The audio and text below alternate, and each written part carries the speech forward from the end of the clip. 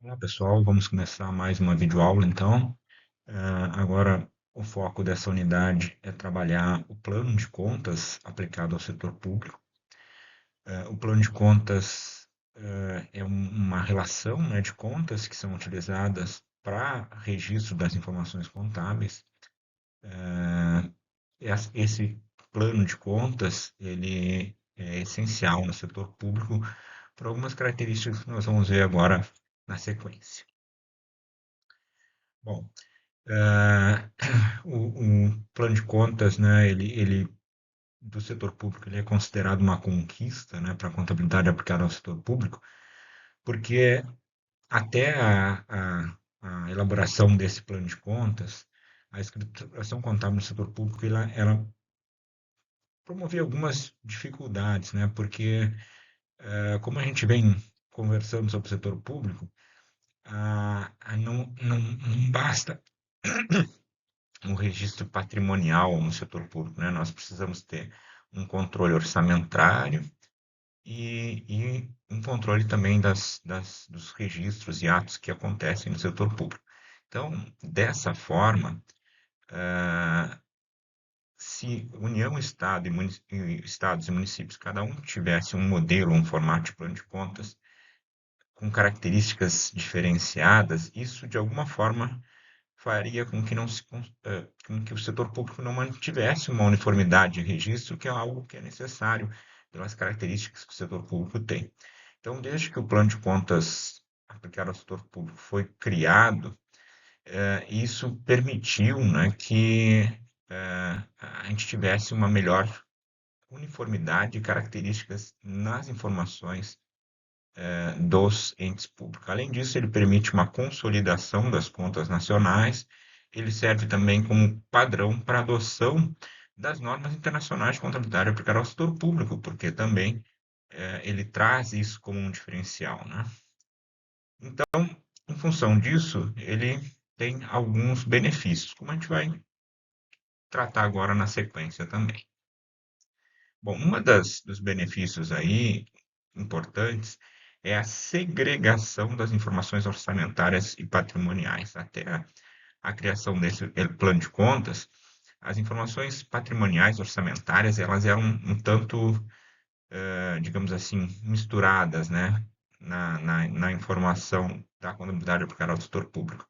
Porque a ênfase que era dada ao sistema orçamentário fazia com que a informação patrimonial não ficasse, digamos assim, bem elaborada, como seria o ideal, seguindo os princípios básicos da contabilidade, né? Então, a segregação, ela aparece bem presente, como nós vamos ver depois quando olharmos algumas contas que compõem, né, o plano de contas.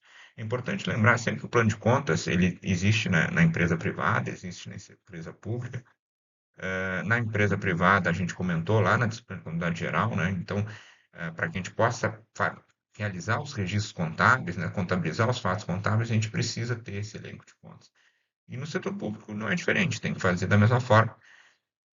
Só que no setor privado, como as empresas têm características diferentes, os elencos de contas têm uma estrutura mínima igual, né, mas tem uma série de características que diferenciam um elenco de contas de uma empresa para outra. No setor público, eh, a lógica, a essência de discussão orçamentária, patrimonial, de controle, ela é semelhante. Então, por isso existe um plano de contas único, né, para todos os entes públicos, né?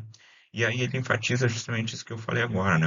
A natureza orçamentária, a natureza patrimonial e a natureza de controle, que ficam claramente distribuídas e separadas, e aí não influenciando uma na outra. Então, tendo um controle orçamentário, patrimonial e de controle, né, feito na informação contábil de uma forma que fique, então, digamos assim, mais bem apresentado, né, e mais transparente a informação contábil dos entes públicos.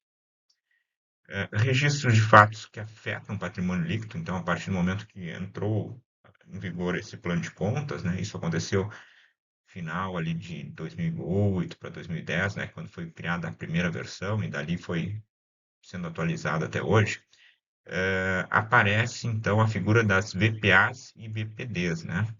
Então a gente já viu isso lá na aula da semana passada, né? Que são as variações patrimoniais aumentativas e diminutivas, e elas então dão a característica da informação pelo regime de competência, ou seja, ela permite que a gente registre os impactos que o patrimônio líquido tem, mesmo que ele ainda não seja um fato orçamentário, né, digamos assim, ou não tenha um impacto orçamentário imediato. E então essas variações, né, elas servem para apurarmos, né, o impacto que o patrimônio líquido teve, ou seja, o resultado, né, das ações que o ente público realizou durante determinado período. E isso passou, né, a ser feito dessa forma a partir do momento que se teve esse novo plano de contas, que se começou, então, a iniciar esse processo de convergência com as normas internacionais. E, claro, por consequência, a adoção, né, do plano de contas aplicado ao setor público, o PECASP, fez com que os registros dos procedimentos contábeis feitos na contabilidade aplicada ao setor público passasse a ser é, desenvolvido observando as normas internacionais, né?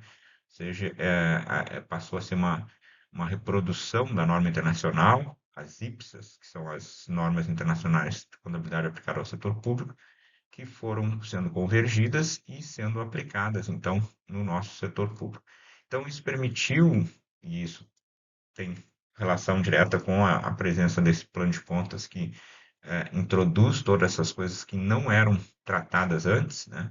Então, aspectos relacionados a um controle maior de bens imobilizados, de bens tangíveis, realizando depreciação, mensurando, né, as informações após o reconhecimento, né, não somente com o custo histórico, como tradicionalmente era feito, a análise de recuperação de valor, né, de elementos patrimoniais. Então, isso é um processo de evolução, que no setor público, às vezes, né, demorou algum tempo para que isso acontecesse, né, porque finais lá de 2008, 2009, até agora ainda tem muita coisa que ainda pode avançar e que ainda dá para ser feito nesse sentido. Mas isso traz muito mais informação e mais transparência para a informação contábil, né? Eu sempre que eu falo em contabilidade, eu estou falando em informação, né? Imagina um ente público, né? Que é um ente que precisa ser transparente, ele tem que gerar boas informações. Então, ah, o plano de contas aplicado ao setor público, ele beneficia, né, o ente público nesse sentido.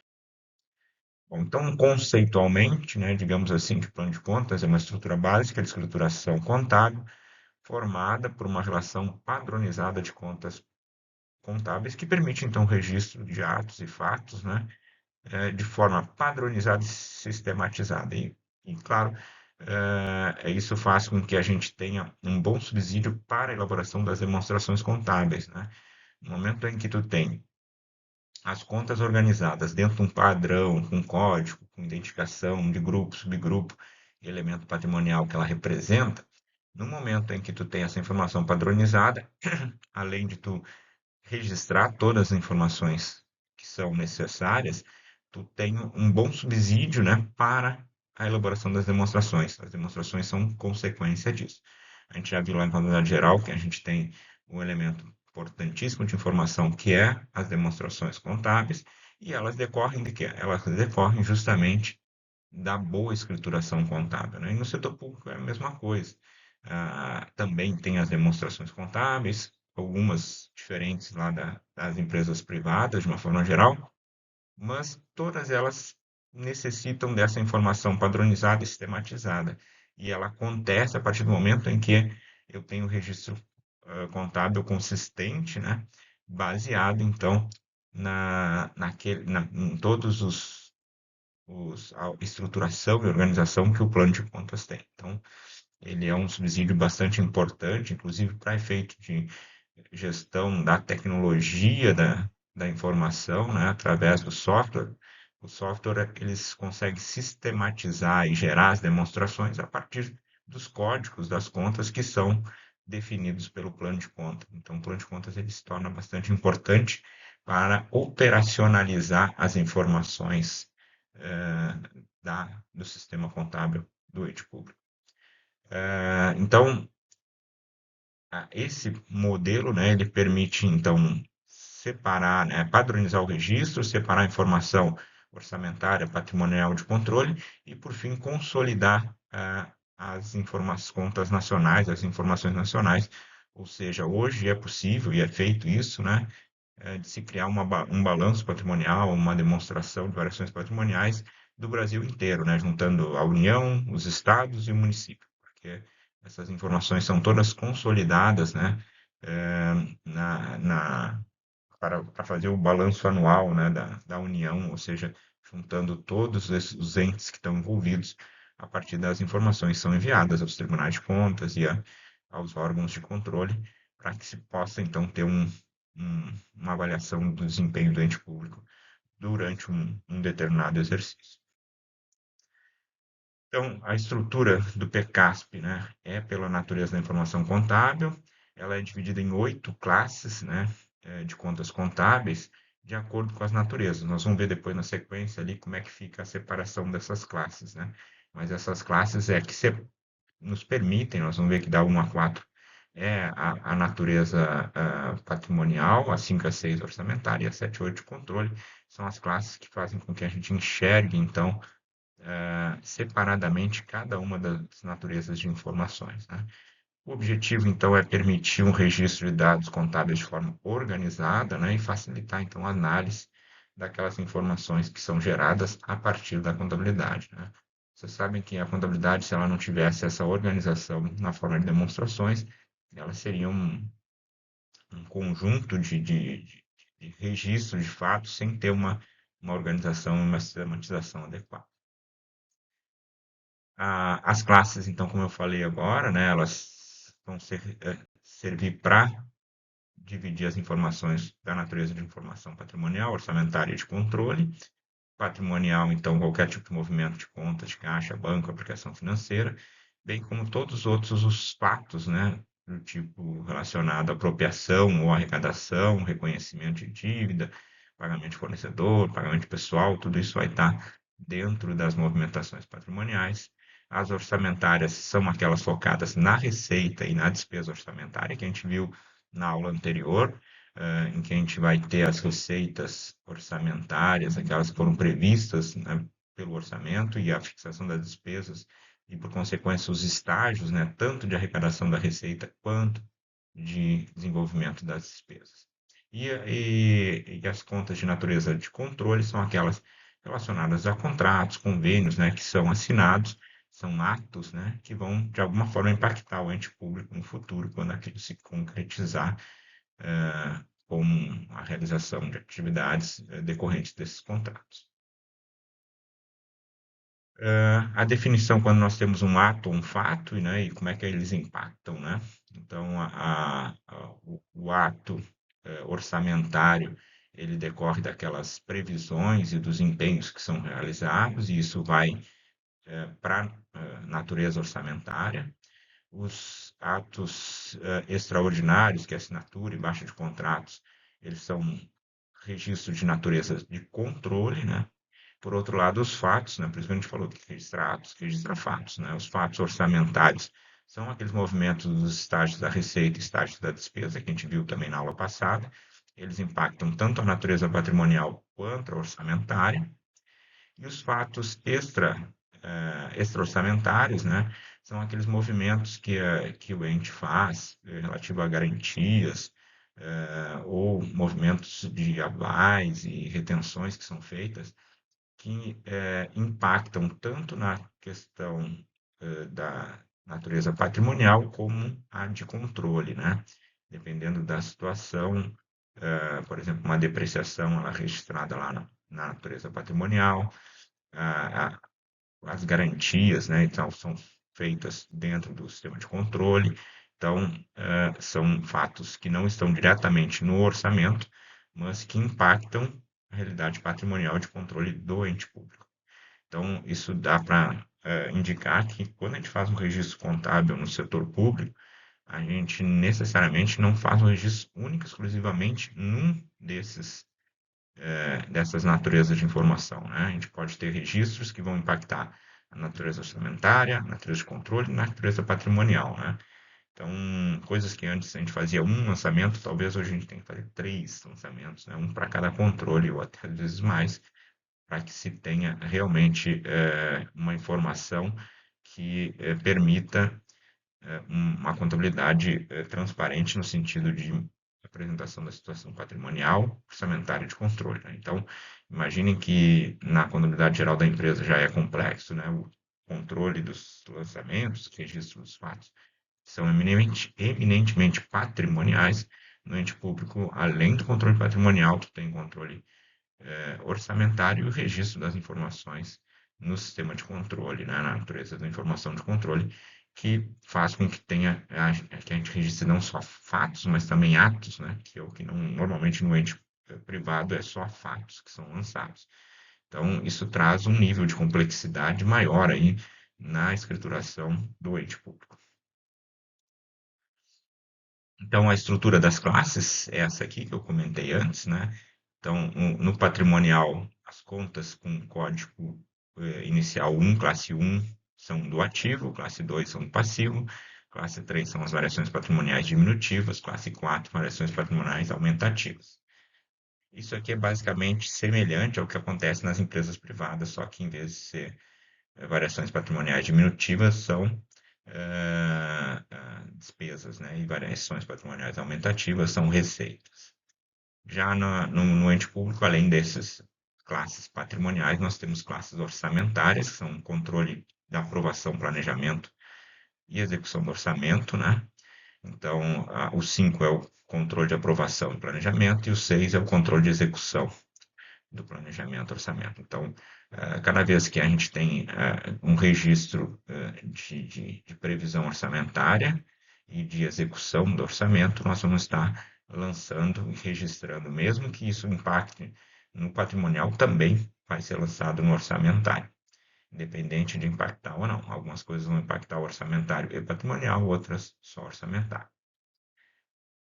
E, por fim, as de controle, né? Então, controle de devedores e credores feitos, então, em cima dos atos sejam realizados durante determinado período. Então, aqui é um resumo, né, bem resumido, assim, das principais contas, né, que compõem a estrutura do PCASP, né, especialmente na natureza patrimonial. Então, as classes 1 e 2, nós temos ali o ativo, com um ativo circulante, ativo não circulante, né, semelhante ao que a gente já viu lá na contabilidade geral. O passivo, então, patrimônio líquido e passivo, né? São passivo circulante, passivo não circulante e o patrimônio líquido. Já nas variações, nós temos as variações patrimoniais diminutivas, que é a classe 3 e a 4, as aumentativas, conforme eu comentei, em que do lado da diminutiva nós vamos ter aquelas despesas necessárias, né, para o funcionamento do ente público, então encargos, a remuneração de pessoal, encargos, consumo de material e assim vai as principais despesas, né? E no outro lado, nas variações patrimoniais aumentativas, os impostos que são recebidos, as vendas de produtos, quando for o caso, de serviços que são realizados pelo ente público. Aqui segue mais algumas contas relacionadas às classes 3 e 4, né, que vão ser utilizadas. Aqui nós estamos trazendo de forma geral, né, só com os principais contas, né? Se a gente for olhar o PCASP, vocês podem olhar pelo manual, aquele que eu deixei na primeira aula disponível, tem uma infinidade de contas que detalham minuciosamente, né, toda a informação contábil. As naturezas, a natureza orçamentária, então são as classes 5 e 6, né? Então, classe 5, vocês veem que são as contas. Agora nós vamos usar quando a gente fizer os lançamentos, né? Orçamento aprovado, então a previsão de receita, a previsão inicial da receita, a previsão adicional, quando há um incremento, anulação de previsão, quando for o caso.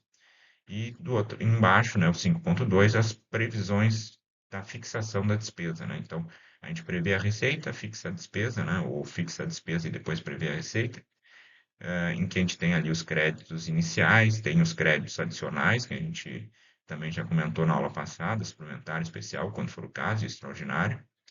Então, quando se contabiliza essa informação, a gente vai sempre lançar as contas do grupo 5 contra o grupo 6, para que, digamos assim, seja disponibilizada a informação para a execução do orçamentário, e aí, à medida que for executando o orçamento, então nós vamos fazendo os lançamentos contra as contas de execução, que são as que estão do outro lado. Então, a execução da receita, né, receita realizada, contra as contas de crédito, né, do estoque, né, de despesa, crédito disponível, empenhado, liquidado e pago, de acordo com aquelas etapas, né, da despesa que a gente também viu na aula anterior. A estrutura de controle, então, é a última, né, natureza de controle do PCASP. Então, nós vamos ter contas, né, então nós temos atos potenciais e execução desses atos, né. Então, a gente coloca o registro das contas devedoras, né, contra as contas credoras, né, para cada ato, né, de contrato que seja firmado, de garantias que sejam recebidas, né, e quando então depois da execução a gente vai lançando a execução dessas atividades que forem desenvolvidas, né, que, que são atos que viram depois então fatos contábeis e são registrados dentro da estrutura. Por fim, só para conhecimento geral, né, a estrutura do plano de contas aplicado ao setor público, se vocês olharem lá no manual, vocês vão ver que ele tem nível 1, que é a classe, né, que é isso que a gente estava vendo, e depois a gente tem grupos e subgrupos, né, para separar circulantes, não circulantes, contas que entram em cada um desses grupos, títulos das contas, que é o nível 4, e subitens quando há uma necessidade de um detalhamento mais é, é, profundo, né, da informação, né? Tipo assim, bom, eu tenho uma conta no banco, uma conta é conta corrente, outra conta é de aplicação, e aí dentro dessa conta corrente tem a conta corrente do banco A, do banco B, do banco C, e aí de acordo com a necessidade de detalhamento, esses níveis vão sendo abertos até chegar então ao nível 7, que seria um nível mais analítico, né? Das contas ali com um total de 9 dígitos, né? Isso permite, então, ampliar, né, os planos de contas de acordo com uma necessidade específica, né? A estrutura básica, né, que vai ali até o nível 5 ali, 4, 5, ela é igual, e depois, então, no 6, 7, a gente pode abrir para contas específicas que ficam dentro de características pontuais que algum ente público tem. Seria isso, pessoal. Obrigado por mais essa aula.